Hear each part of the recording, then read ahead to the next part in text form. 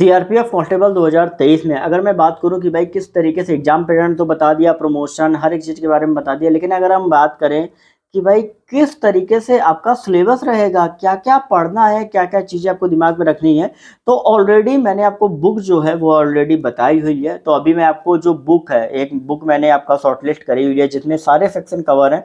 वो बुक का जो फोटो है, अगर आप मांगोगे मुझसे इंस्टाग्राम पर सरकारी नौकरी वाले बाबा टाइप करके, वहाँ पे मैं आपको दे दूंगा, वो बुक परचेज कर लेना। वो सिर्फ सीआरपीएफ के लेवल की बुक है। बाकी यहाँ पर आपको चैप्टर्स भी मैं आपको बताऊंगा, क्या क्या चीज़ें आपको reasoning, elementary math, English, Hindi में क्या क्या चीज़ें पढ़नी है, क्या क्या कवर करना है बुक में, आपका किस तरीके से करना है, क्या कैसा क्या मॉक टेस्ट, हर एक चीज़ के बारे में मैं आपको बताऊंगा।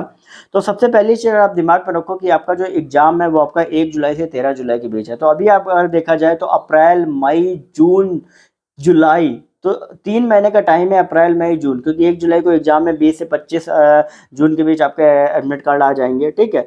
तो यहाँ पर अगर हम बात करें रीजनिंग की, तो रीजनिंग में अगर आप देखोगे तो रीजनिंग में जो भी आपके एनालिटिकल रीजनिंग आपकी होती है, जो भी वर्बल नॉन वर्बल, जैसे आपका कोडिंग डिकोडिंग हो गया, ठीक है, जो भी आपका विजुअलाइजेशन वाली हो गई, ठीक है, विजुअल मेमोरी वाली हो गई, ठीक है, फिगर वाले हो गए, जो भी आपका वाटर इमेज होती है, ठीक है, मिरर इमेज आपकी होती है, ठीक है, कोडिंग डिकोडिंग आपका हो गया, ब्लड रिलेशन आपका हो गया, डायरेक्शन सेंसेस का आपका हो गया, ठीक है, जो भी आपका नंबर सीरीज से रिलेटेड आते हैं। तो बेसिक बेसिक रीजनिंग में जैसा एसएससी के एग्जाम में आपका पूछा जाता है, सेम उसी तरीके से आपका यहाँ पे रीजनिंग में एग्जाम आपका रहेगा। ठीक है। तो बेसिकली अगर आप एसएससी वगैरह की तैयारी कर रहे हो, ये फॉर्म भर रहे हो, तो आपको रीजनिंग आराम से हो जाएगी, कोई प्रॉब्लम नहीं है। जनरल नॉलेज के लिए अगर हम बात कर ले, तो जीए के लिए आपको क्या करना है कि सिर्फ और सिर्फ, ज़्यादा कुछ नहीं करना है, मैं बेसिक बेसिक चीज़ें बताऊंगा जो आपको करनी है। तो वो सबसे पहली चीज़ जो हर एग्जाम में बताता हूँ कि लूसेंट आपको तैयार होनी चाहिए। यार देखो, एक चीज़ मैं आपको बता दूँ, लूसेंट अगर आपकी तैयार है, पूरी अच्छी तरीके से रटी है, तो आप ये समझ लो कि आपके जीएस में मिनिमम 40% मार्क्स तो आपके आ ही जाएंगे किसी भी एग्जाम में। अगर मैं बात करूँ तो यहाँ पे लूसेंट नहीं पढ़ सकते तो अरिहंत पढ़ लो, उसी के पैटर्न में, वो भी अच्छी बुक है, उसमें स्टोरी वाइज दिया गया है। उसके बाद करंट अफेयर, अभी एग्जाम है आपका जुलाई में, तो आपको करंट अफेयर कब तक के तैयार करने, आपको तैयार करने हैं आपके अक्टूबर से स्टार्ट होंगे, और वो आपके करंट अफेयर जाएंगे 15 जून तक। तो अक्टूबर से लेके 15 जून, अक्टूबर 2022 23 से 22 से लेके आपके 15 जून 2023 तक के जो भी करंट अफेयर वो आपको तैयार करने। कहाँ से तैयार करें, क्या बुक ले, स्पीडी विद्या करके अलग अलग आती है, नहीं तो आप चाहो तो यूट्यूब पे हर महीने के आपको मिल जाएंगे, वो आप चाहो तो पढ़ सकते हो। हर महीने महीने में 200-200 क्वेश्चन आपके होंगे, एक बार अच्छे से पढ़ लेना, क्योंकि बहुत सी ऐसी चीज़ें होती हैं जो आपको कंटेंट ऑनलाइन आजकल अवेलेबल है, ठीक है, लेकिन फिर भी आप ऑफलाइन के चक्कर में पढ़ते हो। ठीक है। अगर आपके पास कैपेबल हो, फाइनेंशियल कोई प्रॉब्लम नहीं, ले सकते हो, नहीं तो आप ऑनलाइन भी पढ़ सकते हो। ठीक है। उसके बाद क्या है कि करंट अफेयर भी हो गया। अब जो वन लाइनर क्वेश्चन आपके होते हैं, जो कि लूसेंट के पीछे आपको दिए होते हैं, लेकिन उसके बाद भी कुछ ऐसी चीज़ें होती है जो आपको ध्यान रखनी होती है, वो मैं आपको बता देता हूँ। जैसे आपका रिवर हो गया, परियोजनाएं आपकी हो गई, जो भी आपके अवार्ड हो गए, क्योंकि डीआरडीओ का भी एग्जाम हो रहा है, ये सारी चीजें वहां पे मैं जो बता रहा हूँ वो आपकी आ रही हैं। ठीक है। परियोजनाएं, नदी, पर्वत श्रृंखला की हो गई।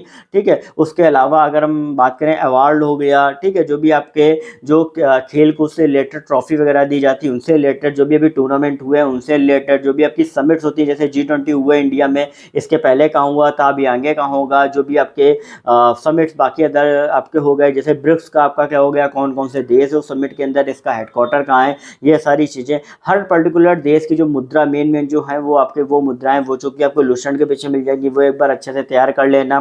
ठीक है। इसके अलावा अगर हम बात करें तो यहाँ पर आपका जो खेल कूद में आपका फीफा आपका पहले कहाँ हुआ था, अब जो होने वाला है वो कहाँ पे होगा, ये सारी चीज़ें। ठीक है। क्रिकेट की जो आपका रहता है, वर्ल्ड कप रहता है, वो आपका कैसा क्या, तो वो सारी बेसिक बेसिक डिटेल्स आपकी पूछी जा सकती हैं। बाकी लूसेंट आप पढ़ोगे तो मेन आपको बता देता हूँ, पोल्ट्री में आपका जो मेन मेन अमेंडमेंट्स हुए हैं, वो राष्ट्रपति उपराष्ट्रपति को शपथ कौन दिलाता है, कौन हटा सकता है, ये सारी चीज़ें। ठीक है। मतलब राष्ट्रपति उपराष्ट्रपति प्रधानमंत्री जो भी हैं, ठीक है, उनको एक बार अच्छे से पढ़ लेना।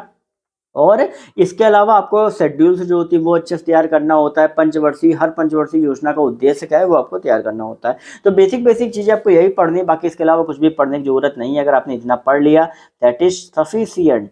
ठीक है। तो ये चीज़ आप दिमाग में अच्छे से रख लो, और बाकी अच्छे से तैयारी करो। कोई भी अगर आपको क्वेरी आप पूछ सकते हो। बाकी बात करें इंग्लिश और हिंदी के लिए, साथ ही एलिमेंट्री मैथ के लिए। तो इंग्लिश और हिंदी के लिए मैं आपको बता दूं कि देखो, जब एक भी सब्जेक्ट आप चुनोगे ना, तो हर सब्जेक्ट में वही चीज़ें आती हैं जो आपकी पूछी जाती है। जैसे आपका कंप्रहेंशन आपका हो गया, ठीक है, हिंदी में आपका गद्यांश आ सकता है, इंग्लिश में आपका जो आपकी स्पेलिंग करेक्ट करने को, ठीक है, हिंदी में आपका जो शब्द लिखे अशुद्ध अशुद्ध बताने को आ सकते हैं, ठीक है। आपका जो विलोम शब्द हो, सॉरी, वो अनेक शब्दों के लिए एक शब्द हिंदी में आते हैं, वो इंग्लिश में वन वर्ड सब्स्टिट्यूशन आ सकते हैं, हिंदी में मुहावरे लोग होती हैं, इंग्लिश में आपके इडियम फ्रेजेज, फिर फिल इन दी ब्लैंक्स आपके इंग्लिश में आ सकते हैं, सेंटेंस इंप्रूवमेंट आपका आता है, ठीक है। इसके अलावा अगर हम बात करें तो आपका एरर के क्वेश्चन आते हैं। तो इसी तरीके से सेम जो आपका इंग्लिश में आता है वही हिंदी में आता है। अब हिंदी के लिए कंबाइंड बुक तो मैं पूरा अलग से बता दूंगा, नहीं तो अगर अच्छा से आपको पढ़ना है तो नालंदा की एक बुक आती है पृथ्वीनाथ पांडे की, वो आप एक खरीद लेना, तो वहां से आप अच्छे से पढ़ लेना, जहां से आपको, अगर वो आपने पढ़ ली तो हिंदी में 25 के 25 सही करोगे, ये मैं आज अभी तुम्हें लिख के दे दूं, ठीक है। इंग्लिश के लिए बाकी जो एसएससी वगैरह के लिए बुक पढ़ते हो वही बस पढ़ लेना, बाकी कोई भी पढ़ने की जरूरत नहीं है, आपका आराम से उतने में ही हो जाएगा, ठीक है।